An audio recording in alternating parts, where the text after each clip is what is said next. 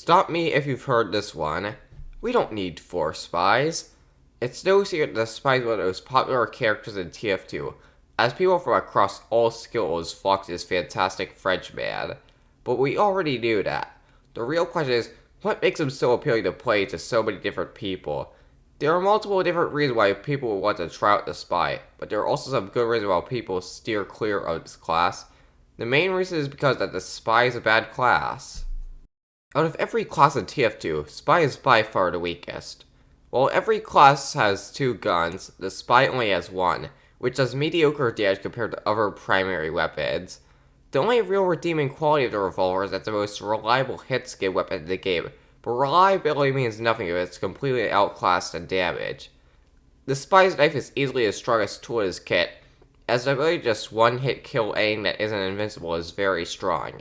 However, it's still not fully reliable as enemies can just turn around and cause your kill to turn into a pathetic 40 damage, which makes sure that you can't even kill a light class in 3 swings. The Sapper is strong against engineers' buildings, but has no other use and is therefore very niche.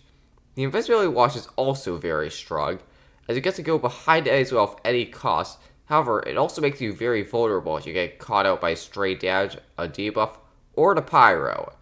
The disguise kit is also nice for becoming immune to sentries and fooling enemies, but again you can get easily caught out, and neither of these tools fully make up for Spy's weak combat skills.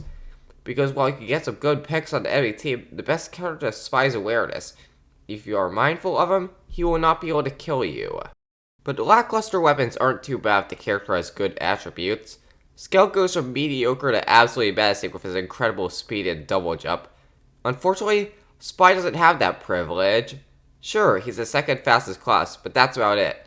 He's tied for the lowest health with a unique attribute to see enemy health and Uber being very situational.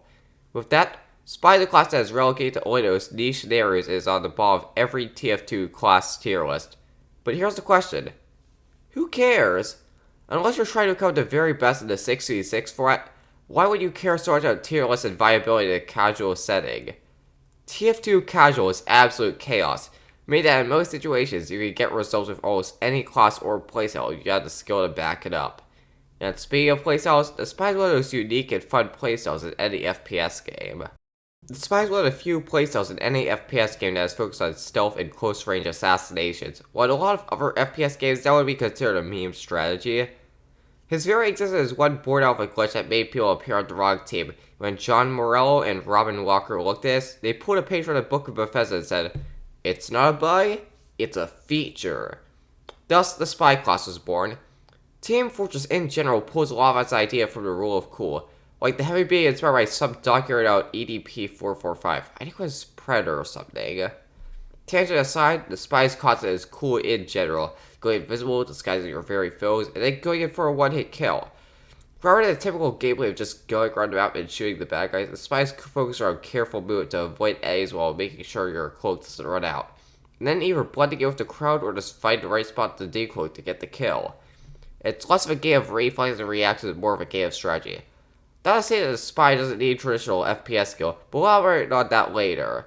For now, let's more look into why his unique method of killing is so good. Spy's gameplay revolves around 3 main things if things go right. Sneak around the map in cloaked form, going for a stab, and then getting away from the horse nest that you just drop kicked. Cloak management is not easy, as it requires good routing to make sure you don't bump into anyone, as well as good map knowledge to be able to scrape all the arrow you need off the ground. There's plenty of improvisation to happen, as enemies won't just go down one route, and you might need to find the arrow packs dropped by dead players. Sometimes you'll easily get to enemy territory, other times you'll need to have perfect movement. Sometimes the power's trying to get you, sometimes you're caught in the crossfire of explosive classes, and sometimes that enemy you were planning to stab takes your medal. Because while they can't see you, they sure can hurt you or mess you up. But let's say you get behind enemy lines. What happens next?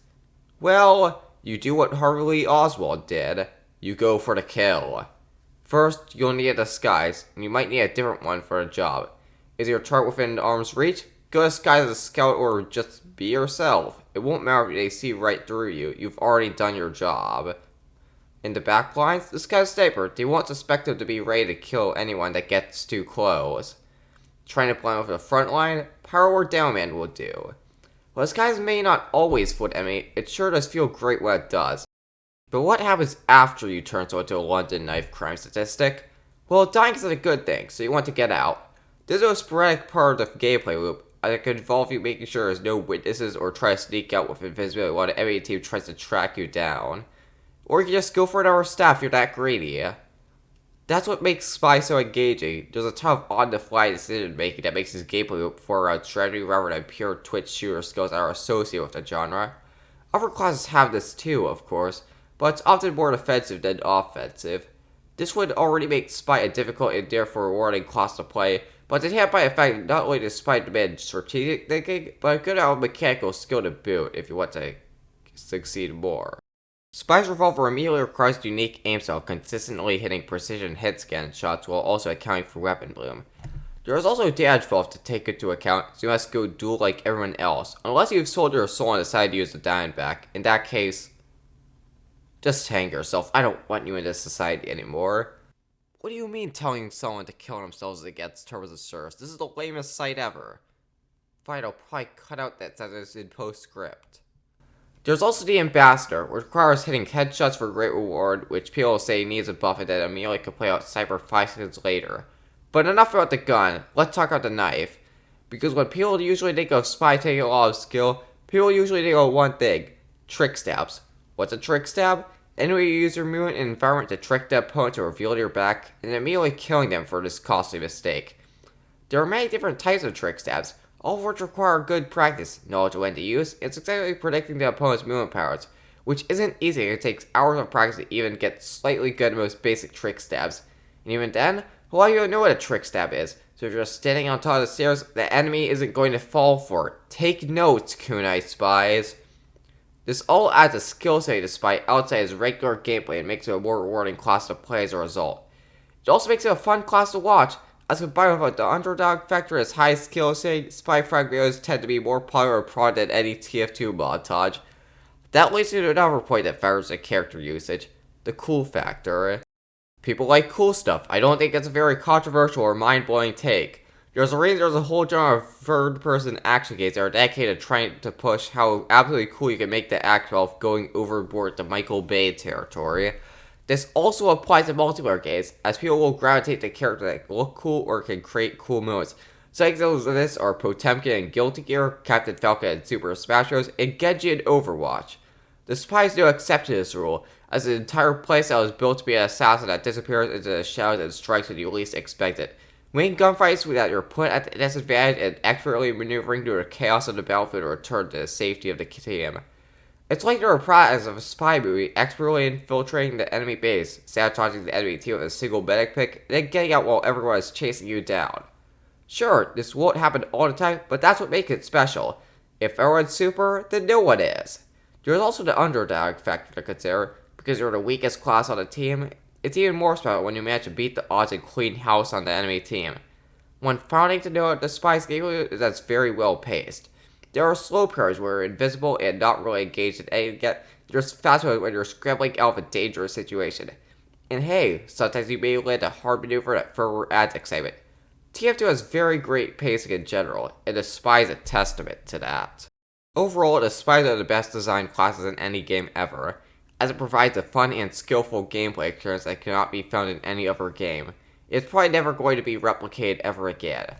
TF2 was made at a time when people were still figuring out what the general audiences want for an FPS game, and managed to strike gold by turning a bug into a feature. This wouldn't fly in any modern FPS game, as it's all about polish and balance, and this kind of bug would be patched out before there would be any consideration about turning this into a game mechanic. And with modern hero shooters, it's more about the gimmicks and something that will truly resonate with people. It's why I'm still grateful this game exists, as all its creativity can still be experienced whenever I want to. Thanks for watching, tell me what you think, and subscribe if you feel like it. I'll see you in the next video. Goodbye.